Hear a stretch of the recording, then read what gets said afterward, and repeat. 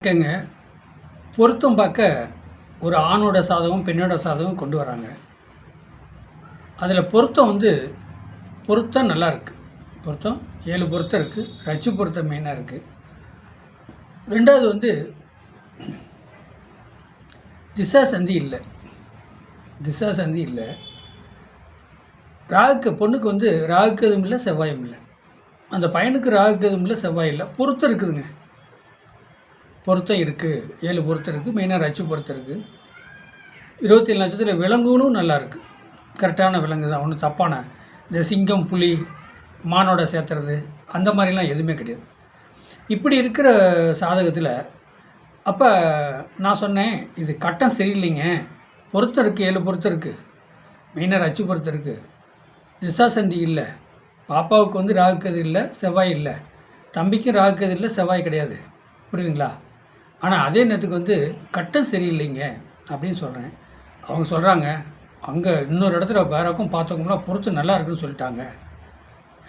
நீங்கள் என்ன கட்டம் சரியில்லைங்க அப்படின்னு சொன்னாங்க. நான் சொன்னேன், நானும் சொல்கிறேங்க, பொருத்தம்லாம் நல்லா இருக்குது. திசாசந்தி இல்லை, செவ்வாய் இல்லை, ராகுக்கது இல்லை. 2 பேத்துக்குமே நல்லா தான் இருக்குது.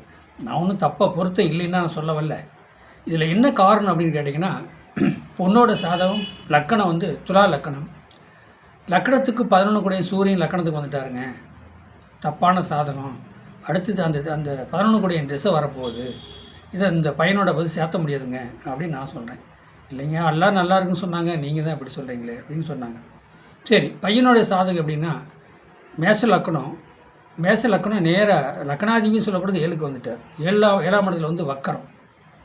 7ஆம் இடத்துல ஒரு சாதகத்துக்கு வக்கரமாக இருந்தால் எந்த பொண்ணை பார்த்தாரோ அந்த ஆண்மகன், அந்த அந்த பையன் போய் இந்த பொண்ணு பொருத்தம் பார்த்தாங்களோ அதுதான் 100 பொருத்தம் 100 பொண்ணு நீங்கள் போய் பார்த்தீங்கன்னாலும் அந்த வக்கரம் 7 கூடைய வக்கரமானால், லக்னாதிபதி 7க்கு போனாலும் 7 கூடைய வக்கரமானாலும் அந்த பொண்ணு தான் மறுபடியும் அமையும்.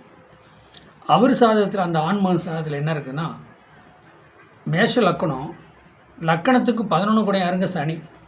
11 கூடைய சனி மேஷ லக்கணத்தில் பரணி நட்சத்திரத்தில் உட்காந்துருக்கார். சனி நீச்சம் கிடையாது. அசுனி நட்சத்திரம் நீச்சம், பரணி நட்சத்திரத்தில் உட்காந்துருக்கார். அப்போ 11ஆம் இடம் வேலை செய்யும்.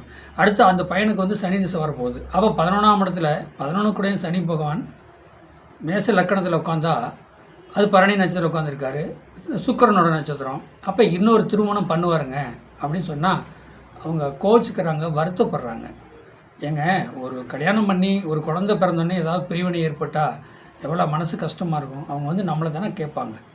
நான் இவ்வளோ விளக்கம் எடுத்து சொல்கிறேன். அவங்களுக்கு புரிஞ்சுக்காமல் பொருத்தம் நல்லா இருக்குது, திசாசந்தி இல்லை, ராகுக்கது இல்லை, செவ்வாய் இல்லை, எல்லாம் நல்லா இருக்குது, நீங்கள் என்ன இப்படி குறை சொல்கிறீங்களே அப்படின்னு நம்மளை சொல்கிறாங்க. இதில் பாருங்கள், வரக்கூடிய வாடிக்கையாளர்கிட்ட நான் தெளிவாக சொல்கிறேன். இந்த பொண்ணுக்கும் 11ஆம் இடம் வேலை செய்யுது, அந்த பையனுக்கும் 11ஆம் இடம் வேலை செய்யுது. இருதார அமைப்பு 2 பேர்த்துக்குமே இருக்கும்போது இந்த 2 பேர்த்த நம்ம சேர்த்து வச்சோம்னா பிரச்சனை தாங்க. பார்த்து தாங்க யோசனை பண்ணி சொல்லணும். வேறு வரன் கொண்டு வாங்க, நாங்கள் பொருத்தம் பார்க்குறேன், பார்த்து சொல்கிறேன்னு சொன்னால் அவங்க கோச்சிக்கிறாங்க. எல்லோரும் பொருத்தம் நல்லா இருக்குன்னு சொன்னாங்க. ராகுக்கு அது 2 பேத்துக்கு இல்லை, 2 பேத்துக்கு செவ்வாய் இல்லை, நீங்கள் சரியில்லைன்னு சொல்கிறீங்க அப்படின்னு சொன்னாங்க.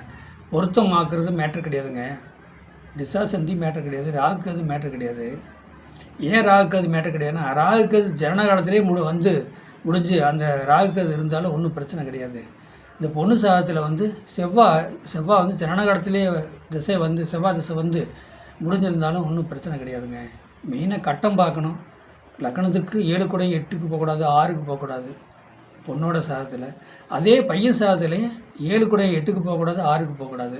11 கூடைய லக்கணத்துக்கு வரக்கூடாது. லக்கணாதிபதி 11க்கு போகக்கூடாது. அதே மாதிரி பையன் சாதத்துலேயும் அதே மாதிரி தான். அப்போ 11 கூடைய சனி லக்கணத்துக்கு சுக்கிர நட்சத்திரம் உட்காந்து மேசராசியில் சுக்கிர நட்சத்திரம் உட்காந்துருக்காரு. எப்போ எப்படிங்க நம்ம ஒன்று சேர்த்துறது?